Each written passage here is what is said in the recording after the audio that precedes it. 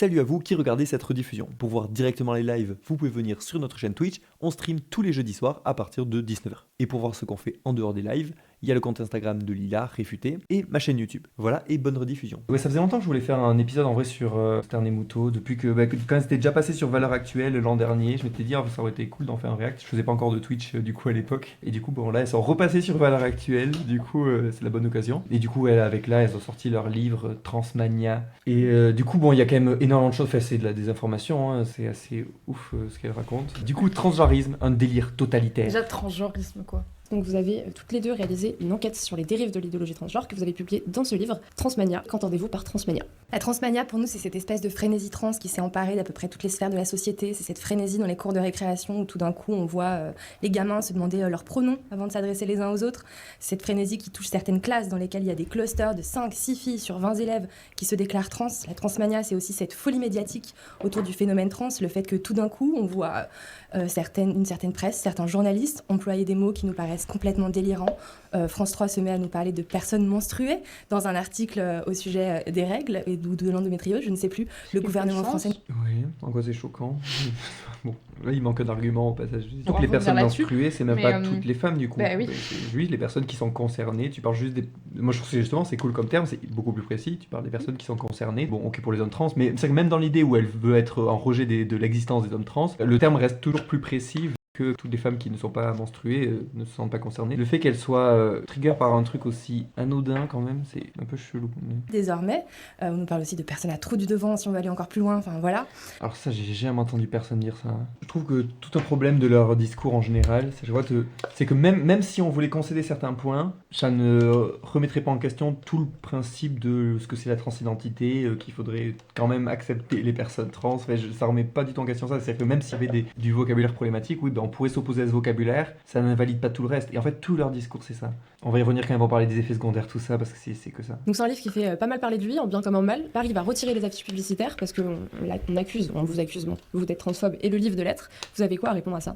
Alors nous, ça fait des années qu'on nous accuse d'être transphobe, hein. Juste parce qu'on a juste dit, pour nous, être une femme, c'est une réalité biologique, une femme est une femelle adulte humaine et c'est pas un ressenti. On a l'habitude de ces accusations qui sont complètement infondées. Non, les accusations de transphobie infondées, ça c'est quand même ouf. On passe leur temps à tacler les trans, à faire de la désinformation. Dès qu'on va parler des traitements, en fait, de qu'est-ce qu'on fait cliniquement, par exemple sur les solutions, bah oui, elles sont complètement et transphobes. Et à répondre aussi aux stéréotypes hyper dangereux. Elles s'opposent aux solutions qui amélioreraient la vie des gens. Il y a des études en psycho qui montrent, bah oui, par exemple, aider les gens à transitionner. On a beau préférer que ça n'existe pas ou quoi. Bon, au-delà des idéologies, juste c'est factuel que quand il y a une personne qui a une transidentité, les études psycho montrent que dans la prise en charge, ce qui est mieux, c'est d'aider à transitionner en fait. Tout ce qui est les thérapies de conversion, quoi, essayer de faire en sorte que la personne s'identifie bien à son sexe biologique, bah ça marche pas en fait. Donc là, il y a des études, vraiment des revues de littérature qui le montrent. Bref, en fait, tout leur discours, les conséquences aussi de leur livre et de leur manière d'en parler, c'est que ouais, ça pourrit la vie des gens, quoi. Si jamais elles étaient vraiment honnêtes dans ou bienveillantes dans leur discours, je pense pas qu'elles s'y prendraient comme ça. Elle prendrait plus de pincettes, elle pourrait, je sais pas, elle ferait plus de précautions sur éviter le harcèlement, éviter de stigmatiser les personnes trans, admettre qu'il y a des solutions, que les solutions d'aide à la transition sont efficaces, quoi. Enfin, et elles font pas du tout ça, quoi. Bon. Aussi par rapport à leur définition de une femme, c'est, comment ils disent, une adulte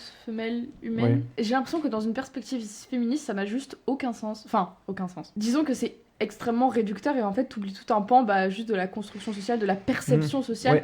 Genre en gros, si par exemple t'es une femme cis mais que pour X ou Y raison t'as vraiment expression de genre extrêmement masculine, en fait tu seras probablement pas traitée comme les autres meufs, tu vois. En fait elle loupe tout un pan de l'analyse féministe qui est vraiment de l'expression de genre en fait. Ouais, mais là je vais y venir parce que je trouve que même en essayant d'être charitable, on peut montrer là-dessus à quel point elles sont à côté de la plaque. En fait, allez, moi je veux bien être charitable et dire, c'est ce qu'on disait dans notre vidéo sur le genre. D'ailleurs, globalement, si vous voulez un peu avoir les bases sur ce sujet, je pense que notre vidéo, en un quart d'heure, elle explique quand même assez bien les bases. C'est celle-ci, en finir avec la théorie du genre. Du coup, je vous conseille de la regarder, mais bref. Montre le schéma sur mon compte. Pour définir le genre ? Ouais, avec 3 dimensions. Comme ça, on part des bases un peu. Ouais, mais déjà, en fait, effectivement, on va définir un peu ce que c'est genre, mais même en étant très réducteur, et ce qu'on dit dans cette vidéo, justement, sur leur finir avec la théorie du genre, ce qu'on dit, c'est, nous, en fait, on n'aime pas forcément trop les débats sémantiques. C'est-à-dire, en fait, si jamais, nous, on aime bien la cohérence, surtout. C'est-à-dire que si quelqu'un dit, moi, je définis, pour moi, hommes et femmes, c'est biologique,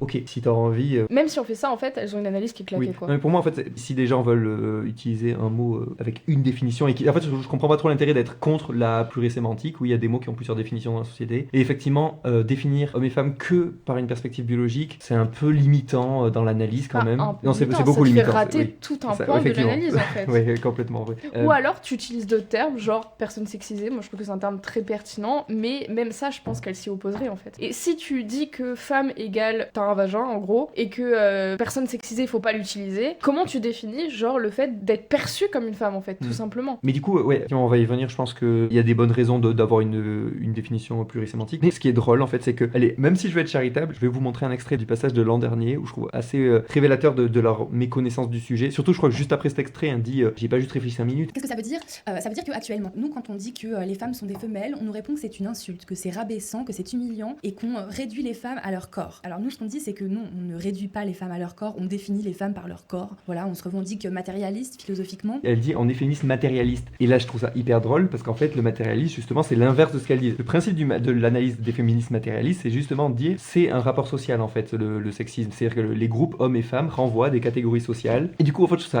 ça très très drôle parce que le fait qu'elle dise on est matérialiste, alors qu'en même temps, elle donne une définition qui est l'inverse du antimatérialiste. Et en soi, pourquoi moi je pourrais dire si la personne elle est pas convaincue par l'analyse matérialiste et qu'elle dit non, moi je veux définir hommes et femmes par des groupes biologiques, je considère que c'est pas pertinent de définir par des catégories sociales. Ok, mais te dis pas matérialiste alors. J'ai l'impression que matérialiste, dans la façon dont elle entend, c'est plus je me rattache au matériel. J'ai l'impression que c'est ça qu'elle entend quand elle dit matérialiste. Ouais, mais ce qui témoigne quand même un peu d'une méconnaissance. Ce qui témoigne un peu d'une méconnaissance des questions. Si t'es un peu renseigné, ce qui a priori est censé être leur cas, tu te renseignes un peu sur le féminisme, le terme féministe matérialiste, tu peux pas le louper. Oui. Donc si tu t'en revendiques, c'est que normalement tu te réclames un peu de la pensée de ces personnes-là, donc tout ce qui est, on va dire, de Nicole Colomb-Mathieu, comment elle s'appelle déjà ouais, Christine Delphi, Colette Guillaume, tout ça. Et donc, ça veut dire que si tu te réclames de tout ce courant de pensée, bah, c'est trop bizarre d'utiliser des définitions qui sont à l'inverse de ce courant de pensée, quoi. Ça montre quand même une inculture de leur part. Hein. Ou une incompréhension, peut-être. Par matérialiste, elles veulent dire anatomique. Oui, c'est vraiment ça, mais c'est... qu'elles veulent dire genre le matériel, le corps matériel.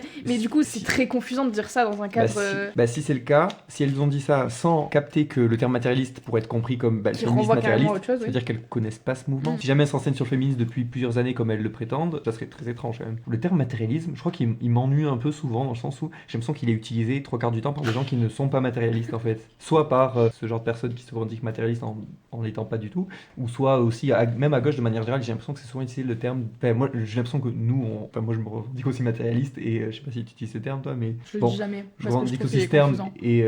Mais dans l'idée je suis d'accord avec les analyses matérialistes. Et du coup je pense avoir une analyse matérialiste et j'ai l'impression qu'il y a beaucoup de gens à gauche qui revendiquent le matérialisme juste pour... En fait j'ai l'impression que ça fait bien un peu, ça fait un peu un télo quoi, ça fait ouais nous on est matérialiste, toi tu es un idéaliste donc t'as pas touché, ça fait un peu, c'est un peu comme ça. Et alors que souvent les gens qui ont ce discours, il y en a quand même une bonne partie qui en fait ont pas vraiment une analyse matérialiste et du coup j'ai l'impression que c'est plus pour avoir l'air un peu cool et pour avoir l'air un peu un télo plus qu'avoir vraiment une vision matérialiste. Au niveau des informations, parce qu'elle dit, je crois qu'il y a des passages, j'étais peut-être dans l'interview de l'an dernier là sur Valeurs Actuelles, ouais, je crois qu'elle disait un truc du genre parler de vérité. C'est marrant en fait, c'était un truc, j'avais tout un discours sur la vérité alors qu'elle passe sur Valeurs Actuelles, genre c'est quand même un des pires médias de désinformation, Valeurs Actuelles. Et en plus ouais, c'est Droit-Moutot qui légitimait un peu Casanova, non aussi je sais plus qu'est-ce qu'elle avait dit par rapport à lui, mais en gros c'était soutien. Elle fait ses stages. Ouais, elle fait ses stages et surtout quand elle a dit du bien de lui en se justifiant, elle a dit en gros moi c'était cool, ça m'a aidé et sans rappeler tout le problème de Casanova, tous les mensonges qu'il a dit, toute la désinformation, à quel point ça a vraiment ça peut sûrement tué les gens même. Elle fait la promotion de la naturopathie aussi. Hein. Du coup, parler de vérité quand on est Stern et Moutot, c'est quand même c'est quand même pas très honnête. Quoi. Et donc ça nous surprend pas vraiment quand on se rend compte que voilà certains adjoints à la mairie dont on parle dans ce livre même, décident de faire retirer ces affiches des rues de Paris. En fait, oui, mais peut-être parce que votre livre c'est de la désinformation et qu'il est oppressif. C'est peut-être ça qui fait que ça a été retiré. Déjà le fait qu'il ait été autant médiatisé, qu'il y ait eu des affiches dans des grandes villes pour faire la promotion de leur livre, c'est quand même ouf déjà. Donc qu'il soit retiré, c'est quand même le minimum des choses quoi. Ce que c'est le genre effectivement. Donc ouais, c'est le compte. Oui, pour les gens qui découvrent du coup, ça c'est le compte de Lila, donc réfuté. Vous pouvez aller voir sur Instagram. Pour faire très simple, en gros dans la vidéo qu'on a fait tous les deux, que Luan a mis dans le truc, en gros on peut dire qu'il y a 3 définitions des termes hommes et femmes parce que c'est plurisémantique. Il y a donc les groupes politiques qui sont qu'est-ce qui est attendu de moi. Oui effectivement on peut commencer par biologique, mais il est pas là-dedans. En gros il y a le biologique, genre on pourrait dire mâle-femelle, ou qui est assigné par la naissance en fonction en général des organes génitaux qu'on a. Il est où le schéma? Le bonhomme je l'ai pas mis ici. Ah il est pas là le bonhomme. Non, il est pas là. Mais du coup on a de base les organes génitaux sur lesquels on se base pour définir le sexe et par extension le genre, parce que dans le système sexe-genre, les deux sont liés. Et sur la base de ça, on définit, ok, il y a des hommes, des femmes. Là-dessus, on va coller des contraintes sociales. Donc on va dire, si t'es une femme, il faut que t'aies les cheveux longs, il faut que tu sois douce, il faut...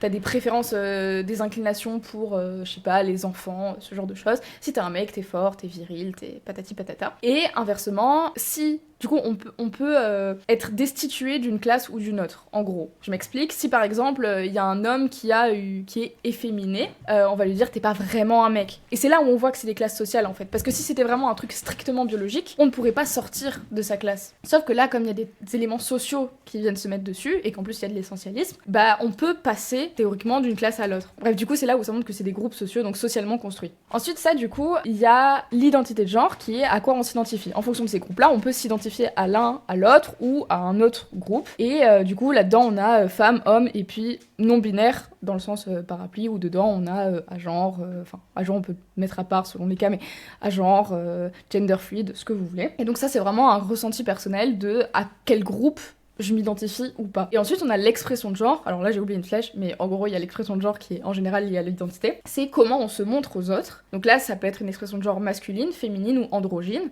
Et en général, en fonction de ça, les gens vont nous classer dans un groupe politique, qui ne se fait donc pas non sur les organes génitaux ou sur des trucs qui en général ne sont pas visibles, mais sur des caractéristiques qui sont du coup socialement construites, de, je sais pas, les habits que tu portes, si t'as les cheveux longs, même la masse musculaire que tu développes plus ou moins, enfin voilà, sur plein d'éléments qui peuvent donner des indications de à quel groupe politique tu appartiens. Je sais pas si c'était extrêmement clair. La vidéo est mieux parce qu'elle est écrite. Là, c'est de l'impro. Du coup, pour la vidéo, donc celle-ci qu'on a faite avec Lila il y a un certain temps, il y a un schéma, et voilà, il y a le Happy Gender Folk. Du coup, voilà, ça c'était pour un peu bien clarifier tout. Donc le corps biologique, qui va aussi, pour clarifier comment on dit, les intermédiaires, quoi. Le corps biologique, donc qui va de femelle à mâle et avec les intersexes aussi. Je peux préciser, ici on simplifie, mais dans le corps biologique aussi, il y a la question de c'est quoi le biologique, est-ce qu'on se base sur les organes génitaux, est-ce qu'on se base sur les chromosomes, est-ce qu'on se garde sur les organes, les gamètes qui sont produits, enfin bref, il y a des questions comme ça, mais... En tout cas, quand des personnes ne correspondent pas exactement à, on va dire, à l'ensemble des caractéristiques biologiques masculines, quoi, on parle d'intersexe, masculine ou féminine, on parle de personnes intersexes. Et après, par exemple, il y a voilà, expression de genre, de comment on se montre, donc l'apparence qu'on a, donc ça va être de féminin, masculin, et entre les deux, on parle de personnes androgynes. Et l'identité de genre, du coup, c'est là qu'on parle de femmes, d'hommes et de non-binaires. Et du coup, je pense que c'est là qu'il faut bien clarifier, c'est que souvent, quand on parle de genre, j'ai l'impression que suivant le contexte, soit on va parler du psychologique, soit du sociologique. Et du coup, là, je pense qu'on va essayer d'être bien clair là-dessus. C'est que quand on parle de groupes politiques, quand on parle du sexisme en termes de comment vous êtes classés... Quand on dit, par exemple, les hommes dominent les femmes, ou, on parle des groupes politiques. Ouais, si on dit en tant que, je sais pas, que homme ou femme, vous avez des injonctions, je sais pas, à vous comporter comme ci, comme ça, on parle bien de groupes politiques. On parle pas de psychologique, on parle pas d'identité de genre. C'est qu'importe comment vous vous sentez, en fait, c'est que du point de vue de, on va dire, dans la société, que vous vous sentez homme ou femme, peu importe, vous aurez... Nous, on a une apparence... Voilà. Le fait que Lila soit catégorisée comme femme et moi comme homme, on aura des injonctions relatives à ça. Moi, j'ai beau dire, genre, je me sens pas spécialement femme à l'intérieur, je sais pas exactement ce que ça veut dire, ça me fait ni chaud ni froid, mais j'ai bien conscience d'être perçue comme une femme, ça se ressent dans les traitements qui me sont faits, dans les injonctions qui pèsent sur moi, ce genre de choses. Je vois qu'il y a Baston qui dit « Après, les personnes ayant effectué un parcours de changement physique sont plus exposées à des discriminations et des situations de violence. » Ouais, c'est ça, c'est ce qu'on disait sur les parcours de transitude. Ouais. Cette minorité particulière est exposée à des horreurs que ce livre encourage. Je suis totalement d'accord, et c'est que politiquement, c'est... C'est là que j'ai du mal à les trouver honnêtes, c'est que le fait qu'elle cautionne ça sur l'identité de genre, et là aussi, elles disent « Pour moi, homme-femme, c'est juste biologique, il y a pas, elle croit pas à l'identité de genre, mais je sais même pas si elle mentionne le terme d'identité de genre. » Et là, du coup, elles font fi de tous les travaux en psycho là-dessus, parce que par exemple, moi aussi, pour moi, ça fait pas sens l'identité de genre. Moi, ok, j'ai un corps biologique, je n'ai pas d'identité de genre, mais il y a des gens, déjà, c'est pas né avec la transidentité. Il y a des hommes qui se sentent hommes, il y a des hommes, on va dire des mâles biologiques qui se sentent hommes, il y a des femmes biologiques, femelles du coup, qui se sentent femmes, parce que c'est une identité de genre, c'est toujours la question de l'identité. On peut trouver ça absurde ou étrange ou quoi, n'empêche que notre cerveau fait qu'on a des identités. Donc il y a des gens qui s'identifient plus ou moins, voilà, c'est un continuum. Il y a des gens qui s'identifient très peu à un genre, il y a des gens pour qui ils s'identifient très fortement, et c'est le cas des personnes cis, et c'est aussi le cas de certaines personnes trans. Et en fait, elle ne parle jamais de ça. Et je trouve que ça montre une inculture quand même, quand on est censé avoir travaillé ce sujet, quoi. Et l'identité de genre, voilà, en psychologie, c'est clairement étudié. Ouais, du coup, c'est quand même un sujet un peu incontournable, non, en plus, quand on parle de transidentité. Il y a des personnes qui ont une identité de genre, qu'on trouve ça absurde ou pas, c'est le cas. En tout cas, elles ont cette identité. Qu'est-ce qu'on fait avec ça, quoi? Et c'est là qu'elles, dans leur solution, elles sont problématiques. Dans les études en psycho, on montre, quand on voit qu'il y a une identité de genre, qu'il y a on va dire une transidentité de par l'incongruence entre l'identité de genre et le corps biologique, on met des solutions en place. Et elles elle, vu qu'elle renie tout ça, elle renie le principe même qu'il est trans, elle renie le principe d'identité de genre, du coup, forcément, leurs solutions, elles sont complètement à côté de la plaque. La mairie de Paris finance un certain nombre d'associations transgenristes, d'associations qui, d'ailleurs, nous attaquent en justice. Là, il y a une association qui s'appelle SOS Homophobie qui a décidé de nous attaquer parce qu'apparemment ce livre serait transphobe. Apparemment. En gros, dans leur livre, ce qu'elles font, c'est qu'elles prennent un personnage caricatural qui s'appelle Robert et qui veut se faire appeler Catherine. Et elles décrivent en fait un stéréotype fabulé d'une femme trans en fait. Et elles le décrivent dans des termes vraiment qui renvoient à l'idée de prédateur sexuel en fait. Et ça, c'est. Elle décrit comme un pervers. Voilà, c'est vraiment des stéréotypes qui font du mal aux personnes trans quoi. Elle va le dire après. On se Vas-y, retrouve vas-y, le droit à vas-y. la caricature. Oui, bah oui. C'est comme ça qu'elles se défendent. Elles ont Super. fait un passage complètement caricatural, mais pour elles, pas de souci. Ça donne une image complètement faussée du sujet. C'est de la pure Surtout désinformation. que c'est censé être une enquête. Top Homophobie apparemment va nous attaquer aussi. Mais en même temps, quand on fait un truc oppressif, oui, les gens sont pas trop contents. Ouais. En vrai, j'aimerais bien voir les méthodologies de leur enquête quand même. Parce qu'une personne qui cautionne Casanova, je me dis, niveau méthodologie, ça doit être bien rigoureux. Ces assos-là m'avaient attaqué. Ils financent aussi des associations qui font la promotion des bloqueurs de puberté et la promotion de la notion d'autodétermination. Donc les bloqueurs de puberté qui sont dans les solutions qui sont, on va dire, proposées. Effectivement, il y a des situations où les bloqueurs de puberté, c'est dans les différentes options pour prendre en charge des personnes, notamment des mineurs, les bloqueurs de puberté, il y a des cas où c'est plutôt une solution qui est mieux que les alternatives a priori. Donc oui, il y a des gens qui en font la promotion et si tu les critiques, c'est juste que tu t'opposes à la bonne prise en charge des individus, quoi. Surprise de succès, surprise je sais pas, parce que quelque part, je pense que les gens en ont marre de cette transmania justement qui prend d'assaut toutes les sphères de la société et que les gens veulent se renseigner. Oui, ils veulent s'enseigner correctement du coup. Mais surtout, ils en ont marre. Je pense qu'en fait, s'ils étaient correctement renseignés sur le sujet, ils en auraient rien à cirer du sujet. C'est juste, ces personnes existent, faut les prendre en charge correctement. Voilà, faut juste accepter qu'elles existent et qu'on leur foute la paix. Il y a pas grand chose à en conclure de plus. Ça, c'est tout le truc de l'extrême droite en général. Il y a des sujets qui pourraient être complètement OSEF, mais ils vont en faire tout un tas. Et après, on va dire, mais les gens, ils en ont marre. Ça. Oui, mais en même temps, si vous faites qu'en parler, forcément, mais sinon, les gens, ils s'en foutraient. Ça serait juste un non-sujet, quoi. Et donc, ce succès sur les ventes en ligne est vraiment la preuve de ça, du ras-le-bol des gens. Mais voilà, il faut vraiment noter que c'est un succès, malgré quand même beaucoup de tentatives de nous empêcher, parce que normalement, un livre, il est exposé, ce qui n'est pas le cas d'une autre du tout. Elles ont eu des pubs partout sur des grandes villes, elles ont été interviewées par plein de gros médias, mais elles n'ont pas été mises en avant, ça c'est quand même une grosse blague. Le truc de crier à la censure, ça c'est ouf, c'est assez bien mis en avant. Je sais pas si vous avez vu l'épisode de Usul et Lumi là sur Blast, qui parle un peu du traitement médiatique de cette question, c'est assez intéressant. Et Pascal Pro, le gars de CNews là, qui est un des pires dans les gens très médiatisés, quoi, et qui il joue sur ce truc, vous êtes, on vous invite nulle part, tout ça, et du coup, il lui dit ça, et surtout que là on voit Marguerite Esther, elle est en mode quand même. Ouais, c'est trop drôle sa réaction parce qu'on voit que non, je peux pas aller dans ce sens, ça serait beaucoup trop évident que je dis de la merde si je dis effectivement on n'est jamais invité alors qu'elles sont invitées justement là et à plein d'autres endroits. Du coup on a fait quelques plateaux quand même, genre ils en ont fait quand même, ils ont été surmédiatisés. Il y a quand même pas beaucoup de gens qui, quand ils font des livres, surtout pour des mauvais livres, sont médiatisés autant quand même. On va en parler de toute façon de votre livre. Donc la trame, c'est l'histoire de Robert, 65 ans, c'est ça 65 ans, mais Robert qui s'appelle aujourd'hui Catherine, parce qu'après 40 ans de vie commune, il annonce à sa femme Chantal qu'il est transgenre. Qu'est-ce qu'un transgenre et qu'est-ce que le genre ? Alors, une personne transgenre, c'est une J'ai hâte de voir comment elles vont définir le genre du coup. personne qui décide de changer de genre. Qui décide. Bien sûr, c'est un choix personnel. C'est pas du tout une identité qu'on ne choisit pas. Elle a réussi en 0,5 secondes, elle a réussi à dire de la merde. Donc comme si les gens ils se disaient j'ai envie d'être une femme, paf. Non, ça marche pas comme ça. Tu le choisis pas. Justement, les gens, c'est au bout d'un certain nombre de temps, alors que veut dire c'est pas la première idée de vouloir changer de genre. Les gens, généralement, les personnes trans, c'est au bout d'un certain temps qu'elles réalisent que il y a quand même une transidentité. C'est déjà une mauvaise définition qui est fausse. Psychologiquement, c'est faux, quoi. La différence entre le genre et le sexe. Parce qu'avant, on disait transsexuel, en fait.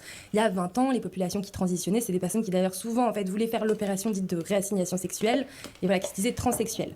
Aujourd'hui, on se dit transgenre, donc on change de genre, et en fait, donc, le sexe, la sexuation, c'est quelque chose de biologique, et le genre, en fait, c'est l'étiquette sociale, c'est toutes les constructions qu'il y a autour du sexe, finalement. Et donc, une personne transgenre... On est OK là-dessus ? Tu as plusieurs définitions du genre, et tu peux le définir aussi comme un système, mais globalement, ça va. Ouais. Si on pinaille pas, OK. Peut se dire, donc c'est par exemple un homme qui peut se dire femme, mais qui peut aussi se dire non-binaire, donc ni l'un ni l'autre. Genderfluid, c'est-à-dire femme le matin. Je crois que c'est ça qui va pas dans le discours. J'ai l'impression qu'elles confondent un peu, elles font un mix entre l'identité de genre totalement. et les stéréotypes de genre et Totalement. tout.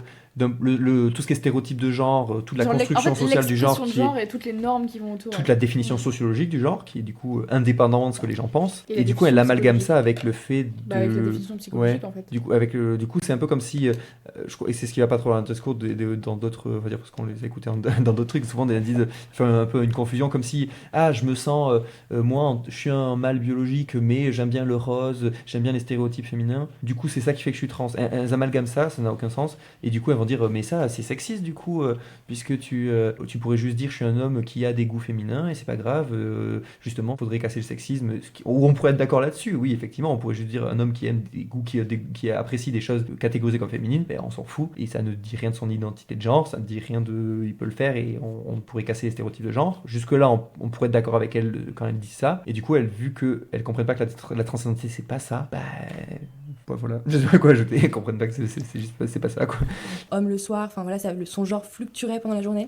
Et il y a comme ça des dizaines en fait de genres différents. Donc voilà, ce qu'est une personne transgenre. Une personne transgenre peut faire sa transition sociale, c'est-à-dire que vous vous présentez au monde différemment. Vous pouvez aussi changer de sexe à l'état civil. C'est possible en France depuis 2016. Alors là où moi je dirais qu'il y a c'est un peu, enfin, vu que sur la carte d'identité il y a marqué sexe, effectivement c'est un problème qui est marqué sexe, parce que du coup sur le papier, sur l'état civil, c'est-à-dire que imaginons que moi je fasse un changement, c'est que sur ma carte d'identité, au lieu d'avoir marqué sexe homme, on va mettre sexe femme, alors que c'est faux, si je change d'état civil, j'ai juste changé de genre, j'ai pas changé de sexe. Donc la manière dont tu fais la carte d'identité fait que c'est incohérent. Oui, vas-y. En sociologie, on peut parler de sexe social. Et c'est confusant, ouais, je suis sexe d'accord, social pour mais parler de genre, oui, comme quand on parle de race sociale. Oui, on peut dire le sexe à l'état civil, effectivement, c'est un sexe social dans le sens. Ouais, moi je suis d'accord avec Kat, j'ai jamais compris à quoi ça sert, genre. Le fait qu'il y ait personne à faute dessus, oui. Bon, ça, je vois pas dans quel contexte c'est vraiment. Le contexte sexiste fait qu'on trouve ça important, très important de bien savoir qui est homme, qui est femme, quoi. Quoi ça sert, quoi. Genre dans un contexte médical, à la limite, why not? Ce qui est problématique souvent quand elles parlent de sujets, c'est souvent quand elles parlent des définitions, elles vont prétendre que le discours, comme il appelle des transgenristes, quoi, ça serait de faire une confusion entre les mots, de dire que quand on dit une femme est trans, c'est vraiment une femme biologique, alors que non, personne dit ça. Genre personne dit qu'une femme trans est une femelle, personne dit ça. Et du coup, non, justement, s'il y a le terme de genre, genre toute la clarification qu'on a faite tout à l'heure en différenciant bien le genre, le corps biologique, du genre et de l'identité de genre, de la classe sociale, tout ça, toutes ces distinctions, je pense qu'elle est quand même faite par... Peut-être qu'il y a des militants qui ne le font pas, hein, mais je pense dans le milieu trans, dans le milieu féministe, il y a quand même beaucoup de gens qui font toutes ces distinctions et en font semblant de ne pas le voir. Enfin, je dis semblant parce que là, j'ai du mal à croire qu'elle les ait loupé ça, ou alors sinon, elles sont très étrangement renseignées. Avec un pénis biologiquement, mais d'être une femme sur ses papiers à état civil, bon, voilà, on y reviendra peut-être. Vous pouvez faire votre transition sociale et puis après, vous pouvez aussi faire votre transition médicale. Donc, pour faire bref, pour les enfants, c'est des bloqueurs de puberté, on y reviendra peut-être. On espère vivement avec Dora que ce soit interdit bientôt, parce qu'il y a une proposition de loi et un projet de loi en ce sens, et ça, on espère vraiment que la France va franchir ce pas. Donc... Voilà, on veut juste pourrir la vie des gens. C'est juste dans les recommandations de prise en charge, c'est plutôt positif. À moins que est-ce que vous avez des meilleures solutions? Vouloir s'opposer à ça. Pourquoi ils veulent l'interdire? Parce qu'elles considèrent. En fait, elles vont en reparler tout à l'heure. En fait, elles vont juste bullshiter en disant que c'est très très nocif. En fait, elles vont parler des effets négatifs et elles vont pas parler des effets positifs. Non, mais c'est complètement ça. C'est que tu surestimes les effets négatifs, tu parles pas du positif et forcément tu dis c'est quand c'est. En fait, surtout, elles ont déjà leur idéologie complètement anti-trans et du coup, elles ne parlent jamais des trucs positifs. En fait, elles ne parlent jamais de le bien-être que ça peut aider une transition et tout. Elles font même pas semblant d'essayer d'avoir une balance où elles se disent oui, il peut y avoir des effets positifs, mais bon, il y a tout ça négatif. Non, elles vont juste bombarder le négatif, c'est horrible. Je trouve que c'est impossible de les prendre au sérieux. Hein. Voilà, bloqueur de puberté pour les enfants, hormones croisées pour les hommes et les femmes, donc des femmes qui prennent de la testostérone, les hommes qui prennent des oestrogènes, et puis enfin l'étape finale, l'opération dite de réassignation sexuelle qui consiste en l'ablation des parties génitales pour recréer un simili des parties génitales du sexe opposé. Voici ce qui est une transition. L'archétype de tout ce qui vous a choqué dans l'idéologie, donc c'est vraiment le cliché des clichés. Et vous précisez qu'il ne représente pas toutes les personnes se disant trans. Je précise, ça va. Dans la première page, vous nous donnez les 10 commandements de l'idéologie trans, et le deuxième, c'est le genre deviendra le roi et le sexe abolira. Pourquoi est-ce que le sexe est l'ennemi juré du coup du genre? Je sais pas si c'est l'ennemi juré. En fait, en réalité, les gens aujourd'hui confondent sexe. Qu'est-ce qu'ils racontent? Pourquoi on parle sexe et genre? Et ce qu'essayent de faire les transgenristes, c'est de brouiller le cerveau des gens avec ça. Ils essayent pas vraiment tout à fait d'effacer le sexe non plus, c'est un peu plus ambigu que ça, parce que quand... Zéro ambigu, tout le monde dit bien qu'il y a une différence entre le biologique et le genre. Mais c'est justement les travaux féministes et queer qui ont... Mais tout le monde fait ces genres de distinctions, genre... Toute la distinction qu'on a fait, tout le monde... Ok. Mais tout le monde qui est un peu renseigné là-dessus, c'est vraiment genre une différence. Non, mais de tout le monde base, dans le sens... Ouais, c'est quasiment... C'est que des gens qui diraient... je pense que la plupart des trans diraient quand même, oui, effectivement, biologiquement, ils admettraient évidemment qu'il y a une différence entre le corps biologique et leur genre identité. Quoi. Moi, de toutes les personnes trans que j'ai vues, je crois pas avoir vu quelqu'un qui niait le côté biologique, en fait. Bon, le fait de brouiller, je vois pas qui brouille plus les choses qu'elle. parce que c'est elle qui n'a Elles font une confusion entre le genre et l'identité de genre. Ben ouais, attends, le terme identité de genre, elle ne le prononce même pas. Pour moi, c'est pas possible de parler de transidentité sans parler d'identité de genre. C'est juste c'est le concept central en fait ici. Ils essayent de transitionner et qu'ils se font des opérations chirurgicales, c'est bien la biologie qu'ils imitent, hein. C'est pas le genre. Et c'est là qu'il y a une confusion, c'est-à-dire Attends, mais la plupart des gens qui changent leur apparence, justement, ils changent des codes, ils prennent des codes vestimentaires, des codes d'apparence Non, mais physique. là, elle et parle pas de forcément. l'opération. Ouais, mais c'est pas la majorité des gens, ça. Mais même si c'était la majorité des gens, enfin, on s'en fout, c'est juste que c'est. Ouais, mais en fait, non, mais c'est moi, je bizarre trouve de que dire- c'est un argument fallacieux de dire. J'ai l'impression que dans la façon dont elle décrit, elle considère que le sexe est séparé, distinct de toute idéologie, enfin, de toute contrainte sociale ou norme sociale. De toute norme sociale. Alors qu'en fait, quand les gens pensent homme-femme, ils pensent vagin-pénis. Donc, oui, forcément, ça devient aussi un critère de représentation sociale. Ouais, moi j'ai l'impression que tel qu'elle le dit là, c'est comme si les gens cherchaient à imiter juste du biologique. Et je pense pas que les personnes, justement, elles ont besoin surtout d'être perçues ou de Oui, c'est ça. Ou de Et se que- percevoir se comme. percevoir et d'être perçues ouais. comme homophobe dans le Oui, genre. c'est en ce que tout je cas. disais quand je disais Et qu'il y du avait des coup- normes. Il y a une association sociale entre Ouais. pénis et genre masculin, Mm. en fait. changer de genre, ça voudrait dire quoi? Ça voudrait dire si on respecte vraiment ce qu'est le genre, c'est-à-dire voilà l'étiquette sociale, la façon dont on s'habille, les comportements, etc. On ne devrait pas en arriver au bistouri ni aux hormones. Il suffirait de tout simplement. Mais parce qu'il y a des trucs qui En sont. fait, il y a- Ok, j'ai l'impression qu'elle est vraiment dans la dichotomie nature-culture. En mode, le genre c'est vraiment strictement la culture, le sexe c'est Non. strictement la nature et. C'est complètement séparé, alors que non, il y a des intersections entre les deux. Ce que je disais tout à l'heure sur la masse musculaire. La masse musculaire, tu peux dire qu'il y a une composante biologique, dans le sens où la testostérone, ça a une influence, enfin ce genre de choses. Et il y a une influence sociale. Le fait de développer sa masse musculaire, d'aller à la salle, de développer telle ou telle partie de ta masse musculaire, c'est un truc social. Ouais, après, j'ai l'impression qu'il n'y a même pas besoin d'aller jusque-là pour débunker ce qu'elle dit là. Ce qui est absurde là dans ce qu'elle est en train de dire. Elle dit, ça devrait pas, elle dit comme oui, mais si c'était juste du social, il y aurait juste besoin de changer de vêtements, tout ça. Bon, déjà, c'est ce que beaucoup de personnes trans font, hein, faire vraiment, on va dire, une chirurgie, tout ça. Il y a plein de gens qui vont pas jusque-là. Bref. Mais en fait, le fait qu'elle dise, ça devrait pas avoir besoin de aller jusque-là, mais c'est absurde parce qu'elle dit, elle part du principe comme si c'était.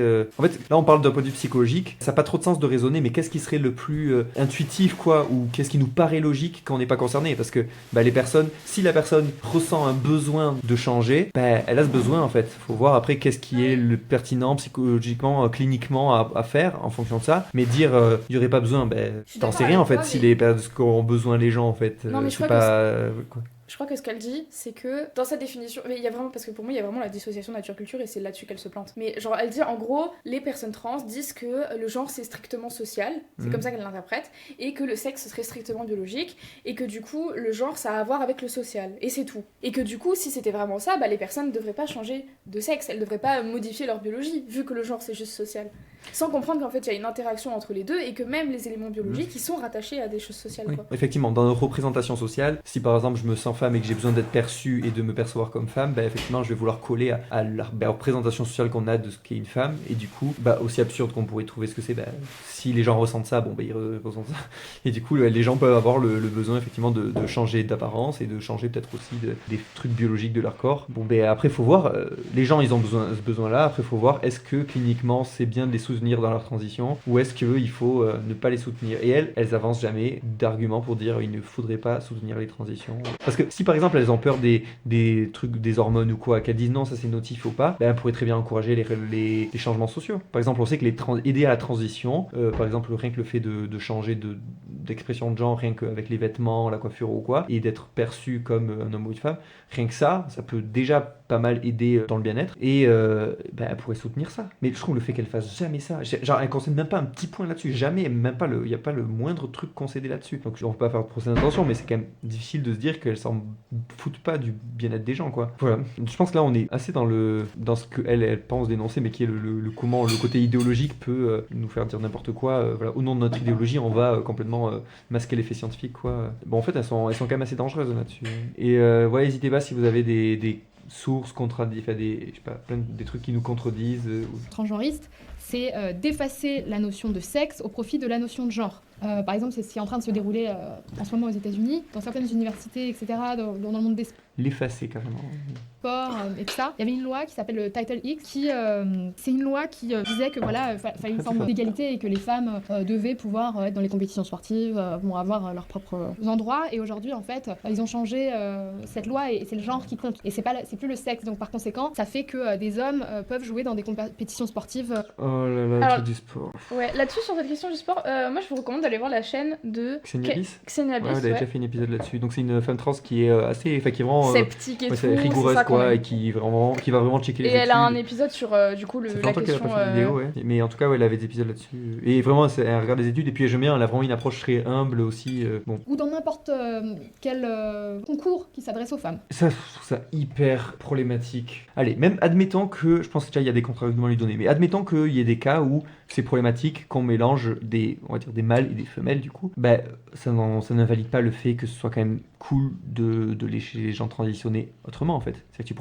pourrais très bien avoir un cas où les personnes transitionnent, mais n'empêche qu'en tant que personne trans, peut-être qu'elles n'ont pas forcément la possibilité de faire, je sais pas, peut-être qu'une femme trans ne peut pas faire tout ce que fait une femme cis parce qu'il y a d'autres moments où ça serait pas opportun. À la limite, on pourrait débattre de ça, mais c'est pas comme ça qu'elle raisonne, elle. Elle s'en sert comme un argument pour taper sur le principe de la transidentité, sur les trans, et c'est en ça qu'elles sont transphobes en fait. Mais je C'est pense que que c'est- tout là-dessus, elles font que taper sur les trans et sur. Vu qu'elles tapent surtout elles font que taper sur les dérives de trans, comme si en fait elles donnent une vision négative des personnes trans, de ce que c'est, du tout le mouvement. Tout... Elle joue beaucoup sur la menace, l'idée de menace et la peur. Ah, mais elle va y revenir un peu, ouais, c'est la peur que ça a pour elle, voilà, le truc de la sécurité. Bon, en plus sur le truc du sport, on pourrait y répondre de plein de manières, je pense. Je pense que les catégories, voilà, l'idée, en fait, c'est qu'est-ce qu'on en attend du sport aussi. C'est qu'il y ait quand même des inégalités parce qu'il faut forcément qu'il y ait, il y a forcément des gagnants et des perdants. Donc à partir du moment où tu as des gens qui gagnent et qui perdent, il y a forcément une inégalité. Genre si on a un minimum compris le déterminisme, et forcément il y avait bien une inégalité. En tout cas, on veut avoir l'impression qu'il n'y avait pas trop d'inégalité et on veut partir du principe que c'était pas couru d'avance, quoi. C'est pour ça que on fait des catégories, je sais pas, dans les sports de combat, on met pas les gens de 60 kilos avec les gens de 120 parce qu'on part du principe que ça serait beaucoup trop déséquilibré. Et du coup, il faut se dire qu'est-ce qui fait que ces catégories sont pertinentes. Et là, le truc du poids, ça montre que les catégories, ok, il peut avoir ça, mais il peut avoir d'autres catégories. Par exemple, dans le basket, on pourrait dire pourquoi il n'y aurait pas des catégories de taille, par exemple, si jamais. Bon, bref. Et en fait, on pourrait très bien se dire est-ce que le critère du sexe, il est pertinent? Si le critère du sexe est pertinent et que du coup une femme trans aurait un avantage sur les femmes cis, pourquoi pas? Après, des fois, il y a peut-être des critères plus pertinents que celui-là. Par exemple, peut-être que c'est je sais pas, une question d'hormones, peut-être que c'est une question d'ossature, peut-être que c'est j'en sais rien, mais il faut voir quels sont les autres critères. Vraiment être rigide sur le critère du sexe biologique, pas forcément toujours le plus pertinent, parce que j'imagine qu'il y a plein de femmes biologiques qui ont des corps, je sais pas, sur plein de sports, ou même inversement, bref, et qu'il y ait des femmes biologiques qui sont beaucoup plus avantagées que d'autres femmes biologiques, et elles sont peut-être même plus avantagées que certains hommes, certains mâles, quoi. Si jamais, on peut très bien faire un truc mixte, où on met les gens par groupe de niveau, si jamais il y a plus d'hommes dans les groupes à bon niveau ou pas, bon, ok, très bien, peu importe en fait, mais vraiment être rigide sur le critère du sexe, sur les questions de sport, ça me paraît vraiment pas très intéressant. Les TERF estiment souvent qu'il y a un souci hormonal, de testostérone, mais il me semble que les niveaux de testostérone sont aussi contrôlés dans les compétitions. Mais voilà, soit il y a effectivement du contrôle, on vérifie que ce soit égal, et si jamais c'est pas égal, on pourrait dire ok, c'est un problème, peut-être qu'actuellement les compétitions ne sont pas bien faites, peut-être. Et après, surtout là, on parle de sport, mais sur les compétitions, par exemple, si on parle du concours Miss France, je sais pas, en quoi une femme trans est avantagée? Bon, a priori, elle n'est pas spécialement avantagée, au contraire, elle aura plus de. Il me semble qu'elle a plutôt un désavantage. Donc, en quoi ça fait chier qui que ce soit qu'il y ait des femmes trans qui participent à Miss France? Bon, moi je trouve que Miss France, ça pose problème en soi, mais c'est une autre question. Mais si on part du principe que Miss France est ok, il y a vraiment, a priori, aucun argument pour s'opposer à qu'il y ait des femmes trans. Particularité à Robert, et c'est un mot que j'avais jamais entendu, enfin, franchement je l'ai vraiment découvert, c'est qu'il est autogénéphile. Oh. Ouais, j'ai pris le shot. Expliquez ce que c'est et pourquoi avoir choisi justement de narrer l'expérience d'un autogénéphile. Oui, Robert, il est autogénéphile. Le concept même d'autogénéphilie, c'est un truc qui. Alors, je vais pas dire c'est de la pseudoscience parce que je connais pas assez le sujet pour certifier que c'est de la pseudo-science.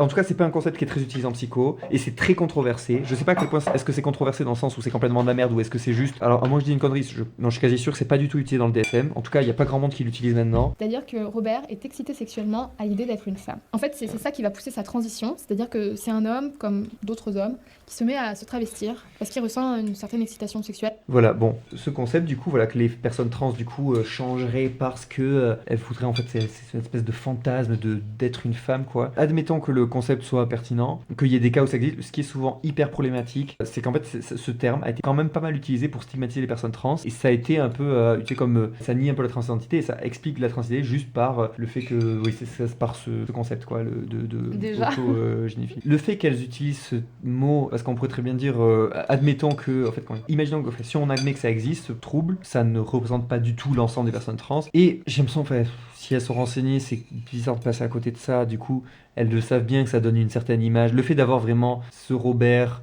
qui est décrit avec tous les trucs pervers, qui a pile ces troubles-là.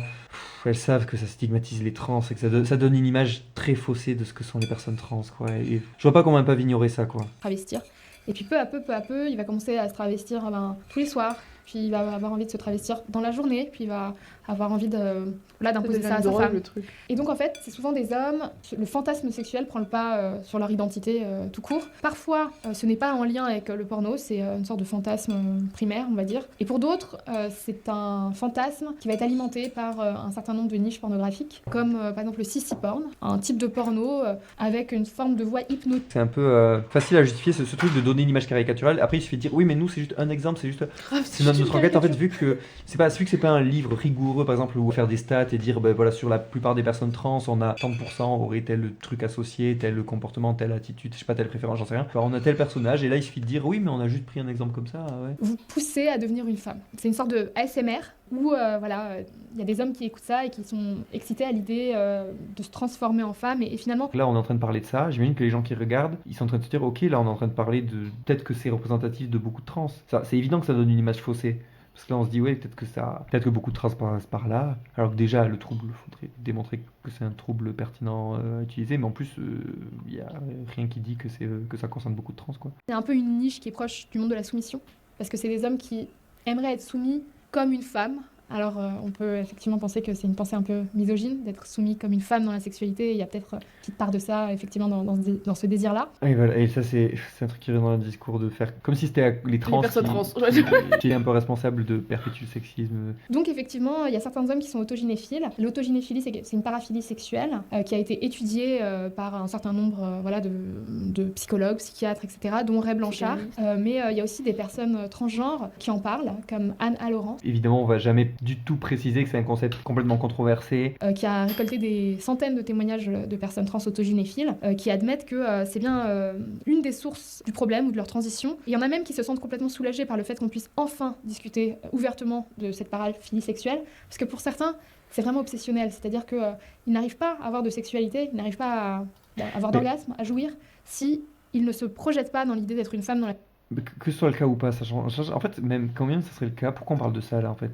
L'idée c'est d'informer sur les personnes trans ou quoi? Parce que, ok, si on a ça dit quoi de la transidentité en fait? C'est que la question c'est ces personnes dont on parle, est-ce que c'est des personnes qui sont vraiment trans ou pas? Et bien sûr, elles comprennent même pas le principe d'identité de genre, du coup elles vont même pas en parler. Mais est-ce qu'on parle de personnes qui sont vraiment trans ou est-ce que c'est des personnes qui sont pas vraiment trans mais juste elles ont besoin de jouer un rôle? Qu'est-ce qu'on est censé comprendre là? C'est pas clair, je sais pas. Donc visiblement ce gars-là, il a écrit, il est à l'origine d'un site avec un collègue qui s'oppose aux transitions de genre, enfin gender affirming care, la prise en charge en gros des jeunes personnes trans et typiquement le fait de prendre des bloqueurs de puberté ou ce genre de choses. Donc il s'oppose à ça et qui reprend l'hypothèse là du rapid onset gender dysphoria. Truc de dysphorie de genre.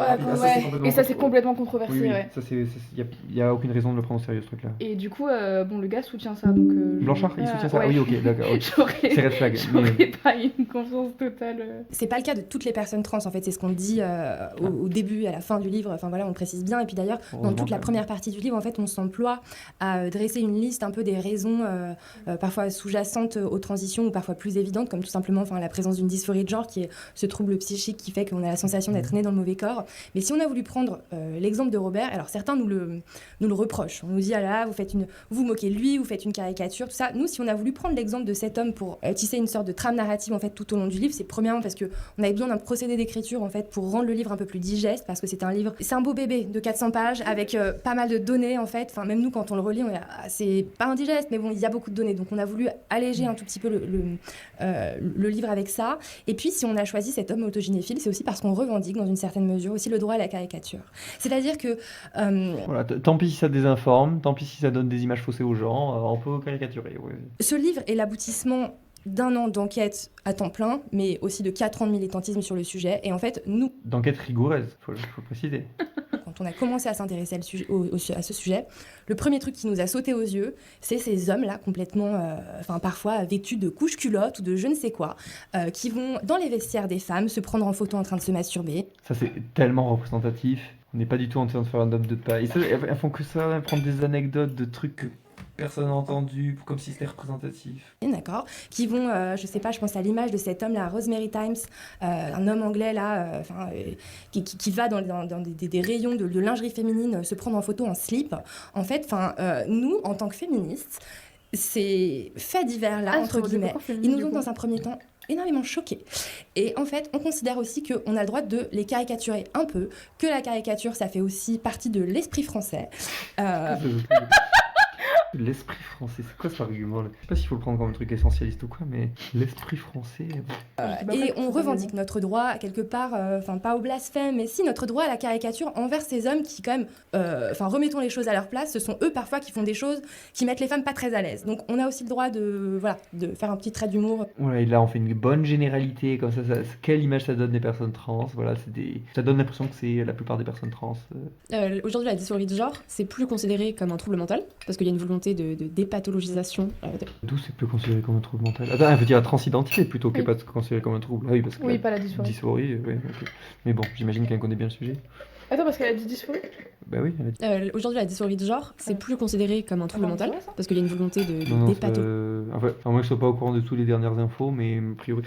En tout cas, il y a des gens qui disent que la dysphorie ça devrait être ça devrait pas être considéré comme un trouble parce que c'est pas vraiment la dysphorie qui pose problème, que c'est pas ça le trouble, c'est plus le problème de l'intégration, c'est un problème social que le mal-être il est dû à autre chose et que c'est pas la transidentité, que c'est pas la dysphorie le trouble, de la manière que c'est pas la transidentité le trouble. Il y en a qui disent que c'est pas la dysphorie vraiment qui est le trouble, mais actuellement c'est encore considéré comme un trouble en tout cas. Elles disent la non-conformité de genre elle-même n'est pas un trouble mental, la dysphorie de genre est caractérisée par la présence associée d'une souffrance clinique significative. Oui. Elles veulent vraiment faire passer les femmes trans pour des pervers quoi.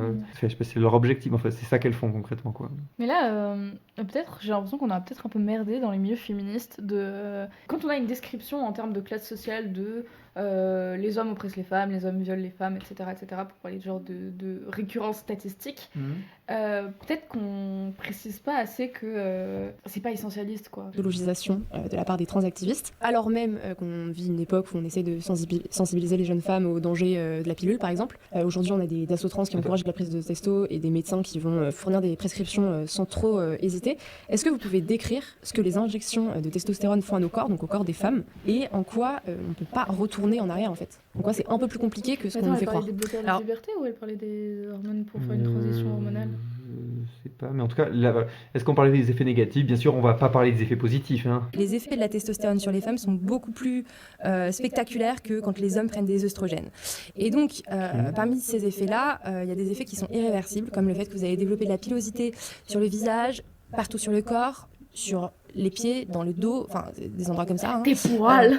Et donc, oui, les trucs irréversibles, et alors, en fait, oui, c'est le principe de... Déjà, en plus, le taux de détransition il est archi faible. En fait, si tu compares même globalement, ça c'est un truc important à dire. Bon, déjà là, elles sont malhonnêtes parce qu'elles disent juste les trucs négatifs, elles ne disent pas le positif. Oui, mais comme tout, le principe d'une prise en charge clinique, c'est qu'a priori, la plupart du temps, t'as des effets positifs et des effets négatifs. La question, c'est la fameuse balance bénéfice-risque. On parle des vaccins tout à l'heure, ben oui, c'est la balance bénéfice-risque. Souvent, il y a des inconvénients, mais si les inconvénients, ils pèsent pas grand-chose par rapport aux avantages, donc oui, il peut y avoir des effets secondaires, et après, il peut y avoir des trucs pas souhaitables si tu détransitionnes, mais combien détransitionnes? Et je crois qu'en plus, il y a des comparaisons par exemple, si tu compares par rapport à même d'autres types d'opérations que la plupart des gens n'ont aucun souci à faire, donc je crois que des opérations, je sais plus si c'est du genou, ah oui, du genou, ouais, c'est ça.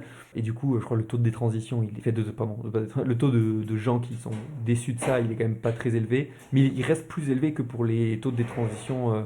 Et surtout qu'en plus, faut noter en plus les gens qui détransitionnent du genre en plus de violence. C'est assez rarement dû parce qu'ils se sont trompés, ils ont fait je me sentais mince, j'ai transitionné parce que je croyais que je me sentais femme, mais en fait non, ça arrive quasiment pas. Souvent les gens détransitionnent aussi parce qu'il y avait un contexte social où la transition était trop dure parce que la transphobie à cause de ce genre de personnes justement peut-être. Le niveau de malhonnêteté en vrai c'est assez insupportable à écouter quand même. Donc si vous choisissez de détransitionnez après, donc il y a beaucoup de femmes en fait qui choisissent de revenir en arrière et qui finalement détransitionnent.